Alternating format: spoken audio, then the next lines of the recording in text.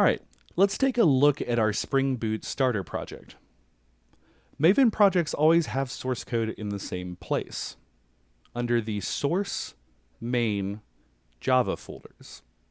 In this source folder, we can see the package structure that was generated by Spring Initializr, and inside of that, we're given a class. This class is the main entry point into Spring. Let's take a look at it. We can see that it has a main method.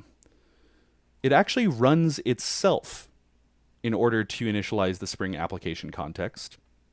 It's annotated with @SpringBootApplication, which is what tells Spring that this is our entry point. We can actually use this annotation to configure a variety of properties that affect how Spring searches for components and resolves dependencies in our application.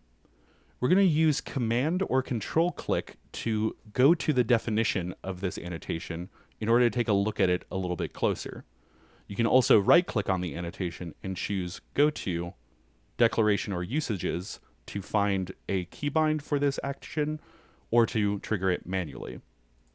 From the annotation's Java docs, we can see that this is actually a convenience annotation that is equivalent to declaring @configuration, @enable auto configuration, and @component scan on the class. We'll talk about @component scan in a moment, so let's focus on the @configuration and @enable auto configuration annotations for now. I'm going to go ahead and add the @configuration and @enable auto configuration annotations to our @SpringBootApplication annotated class, just to remind us that that's actually what this annotation is providing. A class that is annotated with the @configuration annotation acts like an extension to the Spring application context. Here, we can configure the IOC container directly by defining methods with the @bean annotation. For example, let's define a method called BasicMessage with the @bean annotation added.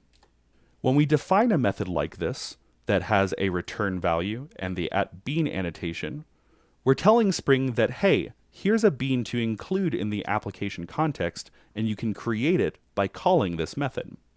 When this application runs, Spring will scan this class and see this method, calling it and storing the result as a bean named BasicMessage in the application context, making it available to any other beans that may depend on it by name or by type. We can run this class in order to see our message printed out when this bean is instantiated. As you can see, inside of Spring's much better formatted log messages, we can see our basic system out.println indicating that this method did indeed get called. Let's talk about @enable auto configuration.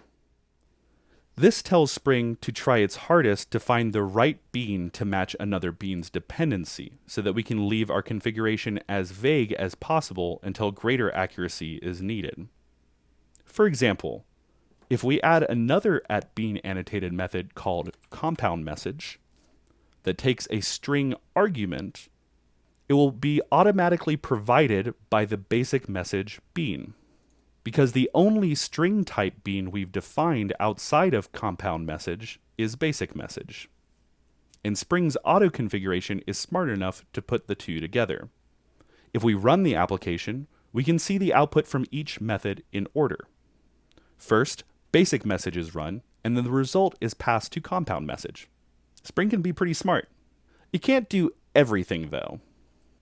If we make another @bean annotated method called characterCount that also depends on a string bean, we run into a problem. There are two string beans in our application. How will Spring know which to choose? Well, when we run the application, Spring tells us that it can't choose on its own. However, it gives us a couple of hints. We can mark one of the beans with @primary, identifying it as a preferred bean whenever such a choice arises. Or we can mark either the bean or the dependency itself with @qualifier to specify what other conditions a candidate bean must meet in order to be considered for injection. Let's add @primary to our first bean and see if that fixes our issue. Excellent. Our Spring app runs, and we can see both of our messages in the same order that they should be. Both @primary and @qualifier are good options, but often we will only have one bean for any given type. To understand why, we'll have to take a look at a few other annotations and revisit @component scan.